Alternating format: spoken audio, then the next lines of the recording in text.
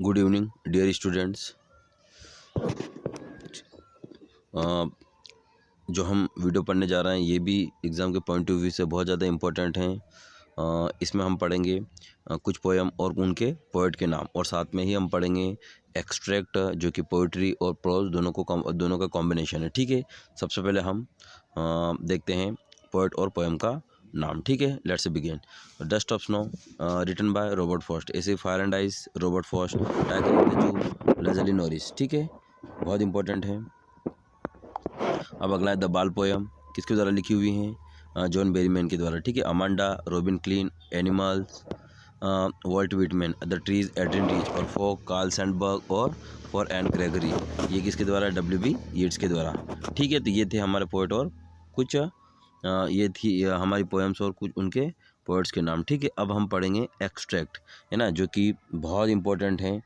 इन्हीं में से परीक्षा में एक दो एक्सट्रैक्ट आएंगे, एक प्रोज से आएगा और एक पोइट्री से आएगा। ठीक है, तो पहला हम देखते हैं एक्सट्रैक्ट नंबर 1 जो कि पोइट्री से हैं। He hears the last voice at night, the patrolling cars and stairs with his brilliant eyes at the brilliant stars. ठीक है, आपको ध्यान रखना है क्या सुनता है वो? आवाज़ सुनता है रात को, पेट्रोलिंग कार्स, है ना, कार्स की। ठीक है, and stars with the brilliant eyes, और अपने आंखों से देखता है किसको? उन ब्रिलियंट स्टार्स को। तो पहला क्वेश्चन है from which poem the above lines have been taken, है ना, कहाँ से लिया गया है? पहला तो कहाँ से लिया गया है? टाइगर इन द जू। कहाँ से लिया गया है?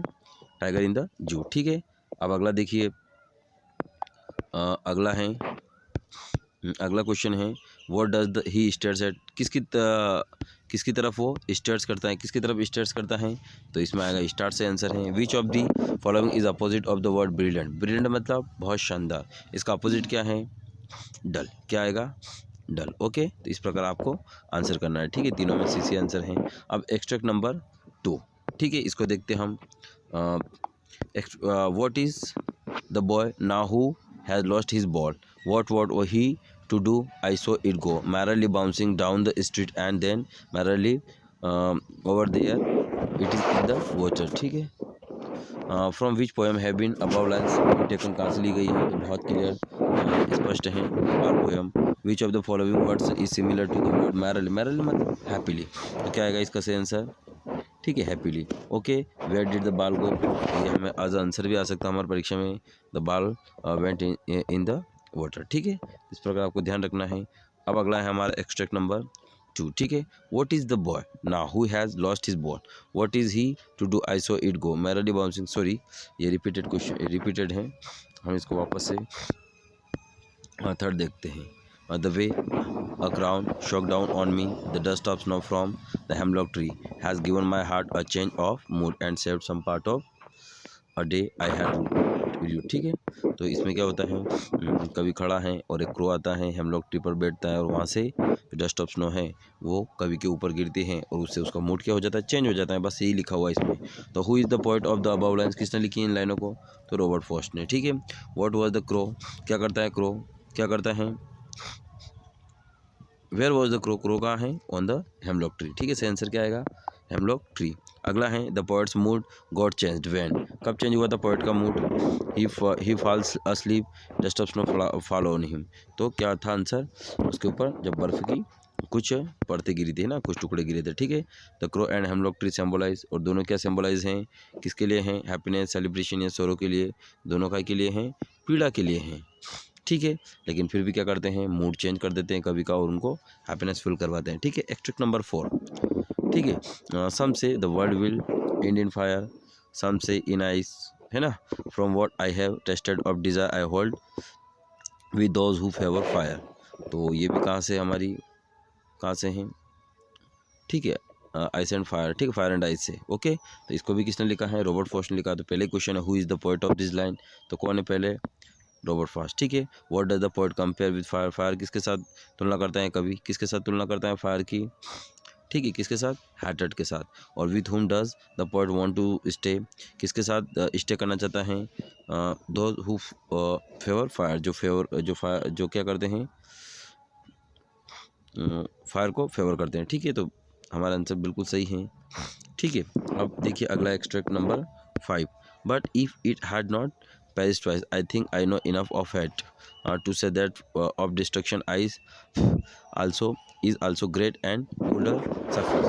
पहला हमारा क्वेश्चन है from which poem have this line been taken, कहाँ से लिया गया है, बहुत स्पष्ट आपको दिख रहा है, ये भी कहाँ से है, फायर एंड आइस से। ठीक है, कहाँ से है, फायर एंड आइस से। ओके, और अगला है what is the meaning of the perish, perish का मीनिंग क्या रहेगा, बहुत पेरिश मतलब कहीं कहीं डैड, क्या होता है, डैड। ठीक है, फिर who is the poet of this lines, कौन है इसके, तो इसके बिल्कुल क्लियर हैं, रॉबर्ट फ्रॉस्ट। ठीक है, अब अगला देखिए some important extract from prose. अभी हमने जो पढ़ा है इन्हीं में से परीक्षा में बैठ सकता है। अब देखिए अगला, today Monday Wanda Petronski was not in her seat, but nobody Paddy and Madeline, the girl who started all the fun, notice her absence. Sorry. ठीक है, notice her absence. Wanda sat in the seat next the last seat in the last row in room 13. She sat in the corner of the room where he रब boys. तो पहला question देखते हैं, ये आपको पढ़ना है ध्यान से और जहाँ जहाँ आंसर आपको मिलता है उसको देख लेना है। Where did Wanda sit in the classroom, कहाँ बैठी थी वो, कहाँ बैठी थी वो, कहाँ बैठी थी, ठीक है, कहाँ बैठी थी, लास्ट सीट, कहाँ बैठी थी, इन द लास्ट सीट। ठीक है, अब देखिए the adjective from the word absence, absence का एडजेक्टिव क्या होगा, क्या होगा एडजेक्टिव अब्सेंट का, क्या होगा, एब्सेंटली, क्या होगा, एब्सेंटली। ठीक है, अगला है from which lesson has been text taken, कहाँ से लिया गया है ये, तो कहाँ से लिया गया है, द 100 ड्रेसेस। ठीक है, इस बार ये नहीं आएगा, ठीक है, क्योंकि ये रिड्यूस है हमारे सिलेबस से, लेकिन आ सकता है आने वाली एग्जाम में। ओके, अब the moon coming up in the east behind me and stars were shining in the sky, clear sky above me, there was not cloud in the sky, I was happy to be alone high up above the sleeping countryside. I was flying my old Dakota aeroplane over France back to England. I was dreaming of my holiday and looking forward to being with my family. I looked at my watch at 1:30 in the morning. I should call Paris control soon, I thought as I looked down last the nose of my aeroplane. I saw a big lights of the big city in the front of me. ठीक है, इस प्रकार ये passage हैं, किसके बारे में है, किसके बारे में है, ब्लैक एरोप्लेन के बारे में। ठीक है, पहला क्वेश्चन है I should call Paris control, sorry how was the weather when the pilot started flying aeroplane, तो क्या था उस समय, क्लियर था, the flight was returning from, कहाँ से आ रहा था वो, कहाँ से आ रहा था, तो फ्रांस टू इंग्लैंड से। ठीक है, अगला from which lesson has this text been taken, तो कहाँ से लिया गया है ये, ब्लैक एरोप्लेन से। ठीक है, आपको ये देखना है ध्यान से। ओके, अब अगला देखिए the house only one in the entire valley set, बहुत इंपॉर्टेंट है ये, बिल्कुल परीक्षा में आपको दिख सकता है। ठीक है, ओके, तो from which lesson has this text been taken, तो क्या आएगा इसमें, a letter to God, where was the Lencho's house situated, कहाँ था, उसका घर कहाँ था, तो on the crest of the low, find out the word from above passage which is similar the word closely, closely का क्या होगा सही आंसर, इंटीमेटली। ठीक है, इस प्रकार इस आंसर को आपको देखना है, इस पैराग्राफ को देखना है। ठीक है, अब extract number 4, I know that the oppressor must be liberated just as surely as oppressed, a man who legged away another man's freedom is a prisoner of hatred, he is locked behind the bars। ठीक है, कहीं आपको लग रहा होगा कहाँ से लिया गया है ये एक्सट्रैक्ट, कहाँ से,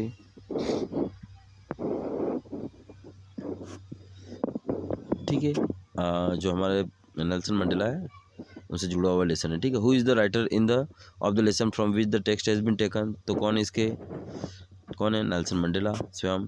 ठीक है, अगला है a man who takes away another man's freedom is, उसको क्या कहेंगे, प्रिजनर ऑफ हेट्रेड। ठीक है, find out the word from the about text which is opposite of the word, इसका वाइट का क्या होगा, वाइट का क्या होगा, तो नैरो, वाइड मतलब फैला और नैरो मतलब संकरा। ठीक है, आपको ध्यान रखना है। ओके, अब एक्सट्रैक्ट नंबर 5 वाला देखते हैं, 10th माई डाउन ब्राइट, ये भी बहुत इंपॉर्टेंट एग्जाम के पॉइंट ऑफ व्यू से। ठीक है, इसको भी याद करके जाना है, ये परीक्षा में देख के जाना है। फ्रॉम विच लेसन, अब ये 10th my down bright and clear from the past few days I had been pleasantly beset by the dignitaries and world leaders who were coming to pay their respects before the inauguration. The inauguration would be the largest gathering ever of the international leader of South Africa soil. The ceremony took place in the lovely Sandstone, MP, MP theatre formed by the union buildings in Pretoria. ठीक है, तो ये आपको कुछ line ध्यान रखना है, कहाँ हुआ था, क्या हुआ था और कहाँ हुआ था पूरा कार्यक्रम। ठीक है, तो पहला क्वेश्चन है from which lesson has been text been taken, कहाँ से लिया गया है, ये बहुत ईजी दिख रहा है, Nelson Mandela long walk to freedom. In the about text I refer किसके लिए हैं, तो आई के लिए किसके, नेल्सन मंडेला के लिए, किसके हैं लिए हैं, नेल्सन मंडेला के लिए। ठीक है, अब अगला है द सेरेमनी टुक प्लेस, तो सेरेमनी कहाँ हुई थी, प्रिटोरिया। ठीक है, तो बहुत इजी है ये भी। ओके, ठीक है, इसे आंसर है ना। फिर paper has more patience than people, ये बहुत इंपॉर्टेंट है परीक्षा के पॉइंट ऑफ व्यू से।